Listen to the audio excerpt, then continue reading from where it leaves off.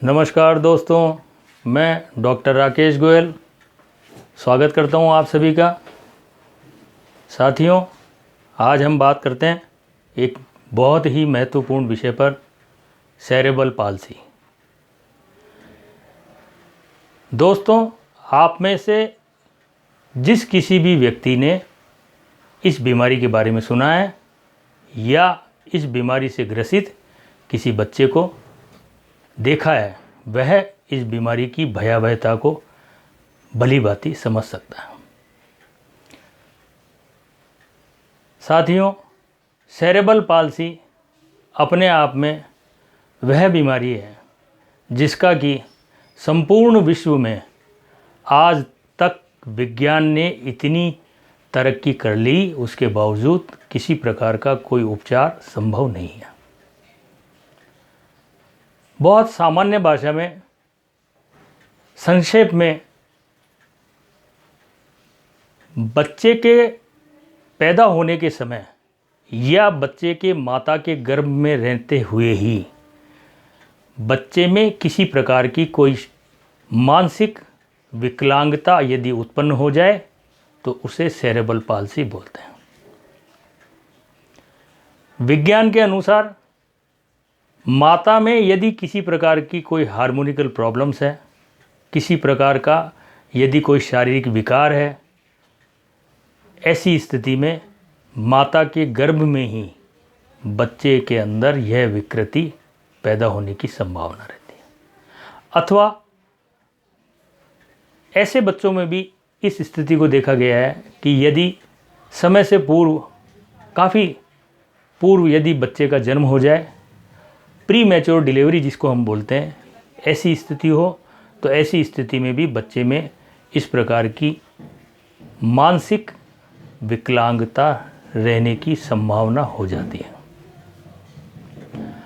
अथवा बच्चे के जन्म के समय सीजेरियन डिलीवरी हो, किसी कारण से बच्चे के मस्तिष्क पर किसी औजार की चोट लग जाए या बच्चे के जन्म के समय के पश्चात उसको तेज बुखार हो और बुखार उसके मस्तिष्क में चढ़ जाए, तो ऐसी अवस्था में भी इस रोग को होने की संभावना रहती है।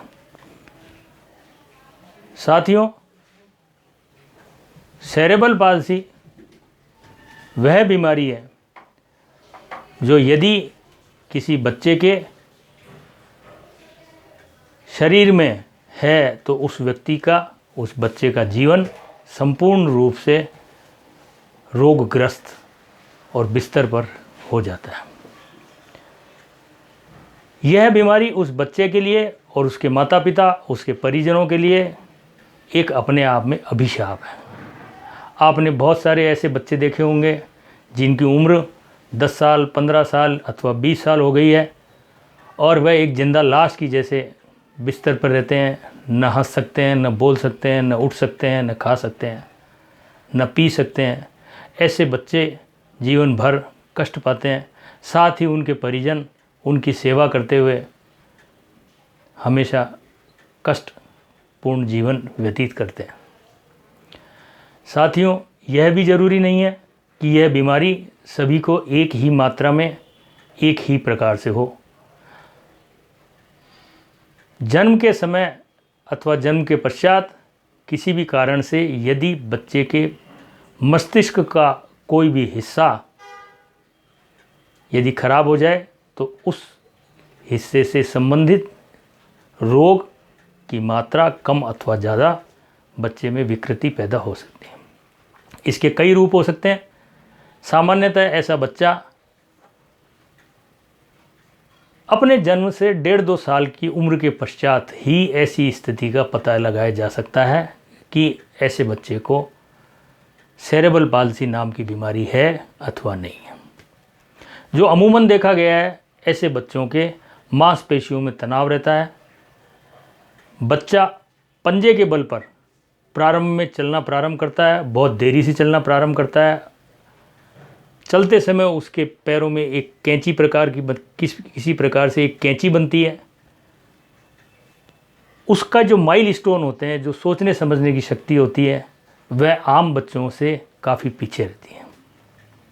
इस प्रकार इस बीमारी के कई रूप हो सकते हैं, किसी में थोड़ी मात्रा में कम, किसी में थोड़ी मात्रा में ज़्यादा और किसी में बहुत ज़्यादा अत्यधिक स्थिति भी ऐसी में पैदा हो सकती है।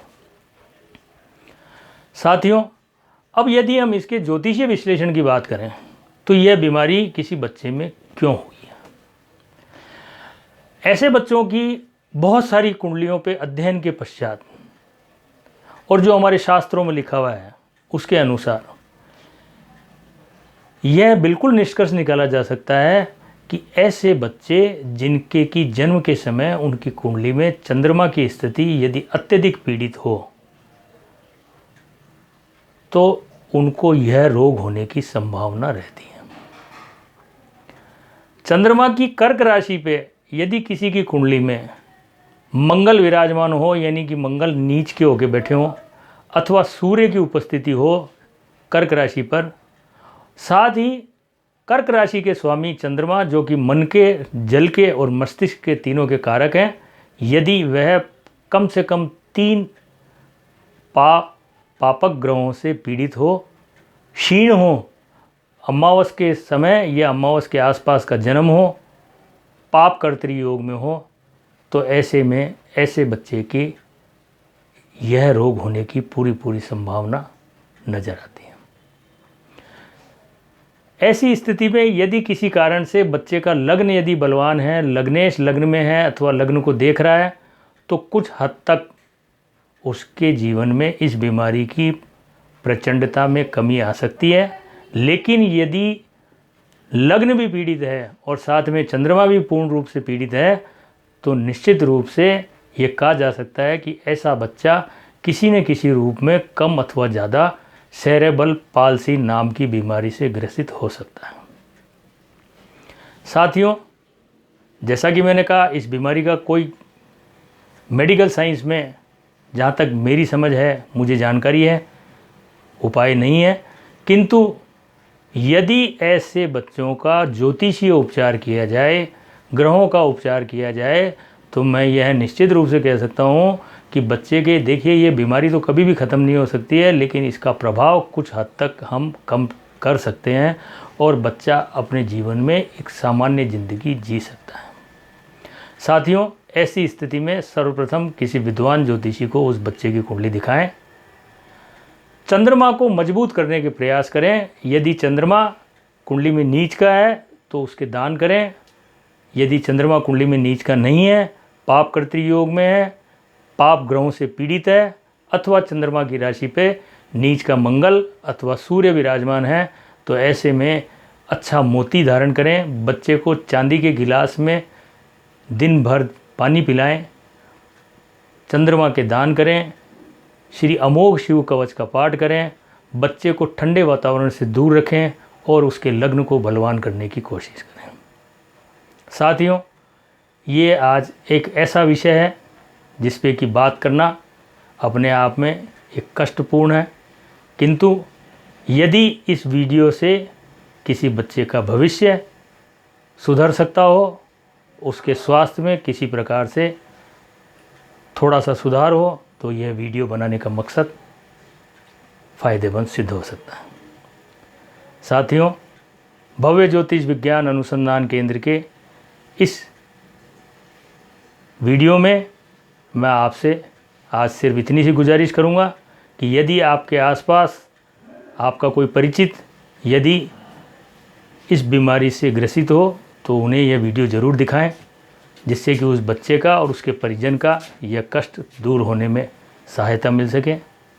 साथियों, साथ ही एक और गुजारिश करूंगा कि यदि ये वीडियो आपको पसंद आए तो इसको अपने इष्ट मित्रों को भेजें, लाइक करें, शेयर करें, सब्सक्राइब करें और हमारी हौसला अफजाई करें। नमस्कार, जय हिंद, जय भारत।